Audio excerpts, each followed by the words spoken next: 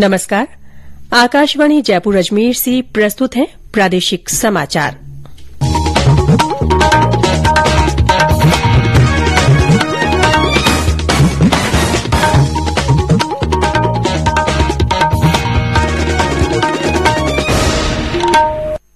मुख्य समाचार। लोकसभा अध्यक्ष ओम बिरला आज एक दिन के जयपुर दौरे पर विभिन्न कार्यक्रमों में शिरकत करेंगे।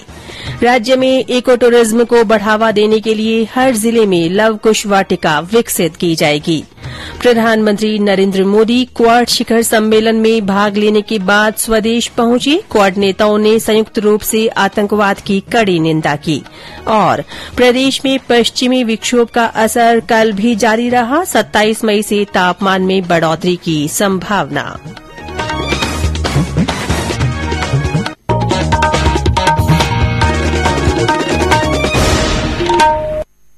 समाचारों के साथ मैं रितिका गुप्ता और अब समाचार विस्तार से। लोकसभा अध्यक्ष ओम बिरला आज एक दिन के जयपुर दौरे पर रहेंगे। श्री बिरला विभिन्न कार्यक्रमों में भाग लेंगे। वे दोपहर में एक कार्यक्रम में युवा उद्यमियों से संवाद करेंगे। इसके बाद श्री बिरला एक सम्मान समारोह में चिकित्साकर्मियों और कोरोना वॉरियर्स का सम्मान करेंगे। वे शाम को एक समाज के बहुउद्देशीय शैक्षणिक संस्थान का उद्घाटन भी करेंगे। देर शाम उनका डॉक्टर्स वेलफेयर अथॉरिटी के अवार्ड समारोह में भाग लेने का कार्यक्रम है। केंद्र ने हर साल 20 लाख मीट्रिक टन कच्चा सोयाबीन तेल और सूरजमुखी तेल के शुल्क मुक्त आयात की अनुमति दी है। सीमा शुल्क और कृषि बुनियादी ढांचा और विकास उपकर की शून्य दर पर आयात की ये अनुमति 2 साल तक जारी रहेगी। आज से प्रभावी हो रही इस छूट से उपभोक्ताओं को राहत मिलेगी। वित्त मंत्रालय ने एक अधिसूचना में बताया कि शुल्क मुक्त आयात वित्तीय वर्ष 2022-2023 और 2023-2024 के लिए लागू होगा। प्रदेश में न्यूनतम समर्थन मूल्य पर चना बेचने के लिए किसानों की पंजीयन सीमा को 20% तक बढ़ा दिया गया है। राज्य के 22 जिलों के 152 केंद्रों पर चने की निर्धारित पंजीकरण सीमा पूरी होने के कारण पंजीयन सीमा में बढ़ोतरी का निर्णय किया गया है। इससे 7,693 और किसानों को फायदा मिलेगा। चना बेचने के लिए किसान आज से पंजीयन करा सकेंगे। सहकारिता मंत्री उदयलाल आंजना ने बताया कि अब तक 97,000 से ज्यादा किसानों ने चना बेचने के लिए पंजीकरण कराया है। केंद्र सरकार ने स्वच्छ भारत मिशन शहरी के दूसरे चरण के तहत स्वच्छ सर्वेक्षण SS 2023 के 8वें संस्करण का शुभारंभ किया है। आवासन और शहरी कार्य मंत्रालय में सचिव मनोज जोशी ने कल नई दिल्ली में एक वर्चुअल कार्यक्रम में इसकी शुरूआत की। इस मिशन को कचरे से धन थीम के साथ तैयार किया गया है। यह सर्वेक्षण 3R रिड्यूस, रिसाइकल और रीयूज यानी कचरे में कमी लाने, पुनर्चक्रण करने और दोबारा उपयोग में लाने के सिद्धांत को प्राथमिकता देगा। मंत्रालय ने कहा है कि स्वच्छ सर्वेक्षण 2023 पहले निर्धारित 3 चरणों के स्थान पर 4 चरणों में किया जाएगा। मुख्यमंत्री अशोक गहलोत ने राज्य में इको टूरिज्म को बढ़ावा देने के लिए हर जिले में लवकुश वाटिका विकसित करने के निर्देश दिए हैं। उन्होंने कहा कि वाटिकाओं में वन और वन्य जीवों से संबंधित ऐसे मॉडल स्थापित किए जाएं जिनसे बच्चों को पर्यावरण और वन्य जीव संरक्षण की शिक्षा मिल सके। श्री गहलोत ने कल वन विभाग की समीक्षा बैठक को संबोधित करते हुए कहा कि औषधीय पौधे वितरित करने की योजना का दायरा बढ़ाने की आवश्यकता है। उन्होंने वन कार्मिकों को भविष्य में औषधीय पौधों के साथ फलदार पौधों का भी वितरण करने के निर्देश दिए। बैठक में विभाग के प्रमुख शासन सचिव शेखर अग्रवाल ने बताया कि सिंगल यूज प्लास्टिक पर प्रतिबंध के लिए आगामी 1 जुलाई से आवश्यक कार्रवाई शुरू की जाएगी। राजीविका के महिला स्वयं सहायता समूहों की ओर से तैयार जैविक उत्पादों का प्रमाणीकरण राज्य बीज और जैविक प्रमाणीकरण संस्था द्वारा किया जाएगा। इस संबंध में राजीविका की मिशन निदेशक मंजू राजपाल और राजस्थान राज्य बीज और जैविक प्रमाणीकरण संस्था के निदेशक महेश वर्मा ने कल एक MOU पर हस्ताक्षर किए। इसके लिए 8 जिलों के 19 ब्लॉक के 353 गांवों में 2,780 हेक्टेयर में जैविक खेती की जाएगी। ये समाचार आकाशवाणी जयपुर अजमेर से प्रसारित किए जा रहे हैं। इन समाचारों को आप हमारी वेबसाइट news.air.gov.in पर राजस्थानी में भी पढ़ सकते हैं। समाचारों की ऑडियो बुलेटिन भी वेबसाइट पर उपलब्ध है।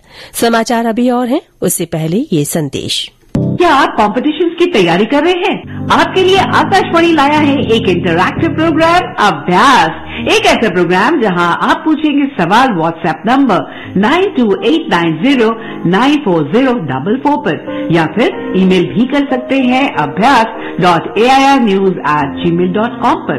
हमारे स्टूडियो में एक्सपर्ट आपके सवाल का जवाब देंगे शनिवार रात 9:30 बजे। इस बार का विषय है Indian polity, central state relations.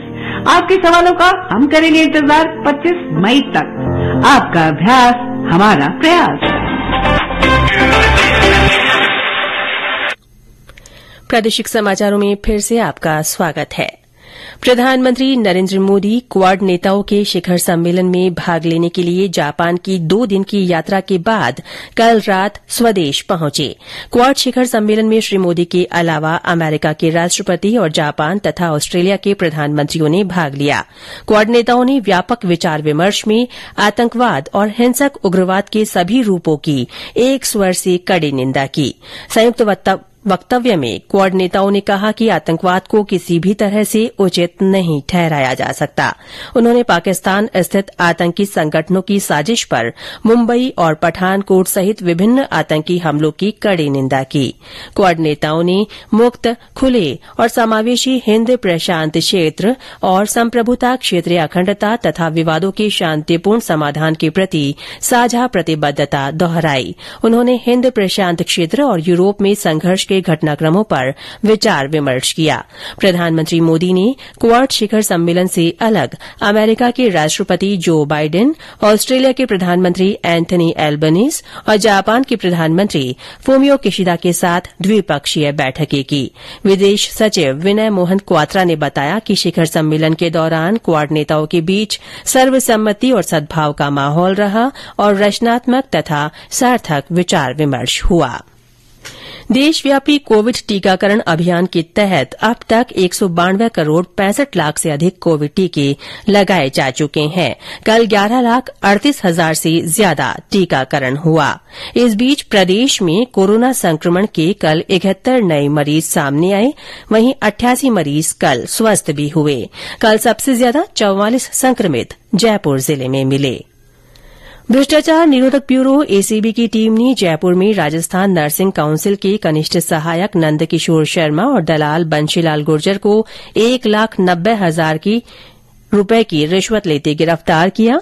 Bureau के महानिदेशक बीएल सोनी ने बताया कि राजस्थान नर्सिंग काउंसिल के अधिकारी और कर्मचारी परिवादी से कॉलेज की मान्यता, सीट आवंटन और निरीक्षण में शिथिलता के नाम पर इस राशि की मांग कर रहे थे। एक अन्य कार्रवाई में एसीबी की कोटा टीम ने कल बूंदी में पार्षद रोहित बैरागी को परिवादी से 1.5 लाख रुपए की रिश्वत लेते गिरफ्तार किया।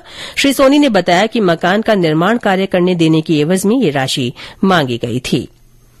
प्रदेश में पश्चिमी विक्षोभ के असर से कल भी कई स्थानों पर तेज हवाओं और बारिश का दौर जारी रहा। बूंदी जिले के कुछ हिस्सों में कल बरसात के साथ फिर ओलावृष्टि हुई। तालेड़ा और हिंडौली सहित आसपास के क्षेत्रों में ओले गिरने से फसलों को नुकसान पहुंचा।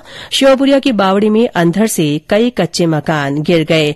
जजावर और नोताड़ा में भी आंधी के साथ बरसात हुई। बारां जिले में परसों आए अंधड़ बारिश और ओलावृष्टि के बाद कल दिन भर मौसम साफ रहा। रात को आंधी के साथ फिर बारिश हुई। राजधानी जयपुर में भी शाम को बूंदाबांदी हुई। मौसम विभाग के जयपुर केंद्र के निदेशक राधेश्याम शर्मा ने बताया कि आज अलवर, भरतपुर, बूंदी, बारां, धौलपुर, दौसा, करौली, टोंक, सवाईमाधोपुर और झालावाड़ जिलों में बिजली गिरने और तेज हवाएं चलने की संभावना है।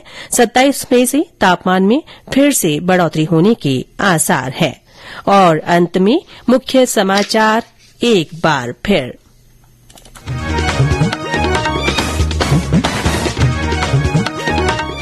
लोकसभा अध्यक्ष ओम बिरला आज एक दिन के जयपुर दौरे पर रहेंगे। विभिन्न कार्यक्रमों में शिरकत करेंगे। राज्य में इको टूरिज्म को बढ़ावा देने के लिए हर जिले में लव कुश वाटिका विकसित की जाएगी। प्रधानमंत्री नरेंद्र मोदी क्वाड शिखर सम्मेलन में भाग लेने के बाद स्वदेश पहुंच गए हैं। क्वाड नेताओं ने संयुक्त रूप से आतंकवाद की कड़ी निंदा की है। और प्रदेश में पश्चिमी विक्षोभ का असर कल भी जारी रहा। 27 मई से तापमान में बढ़ोतरी की संभावना है। इसी के साथ प्रादेशिक समाचार बुलेटिन समाप्त हुआ। नमस्कार।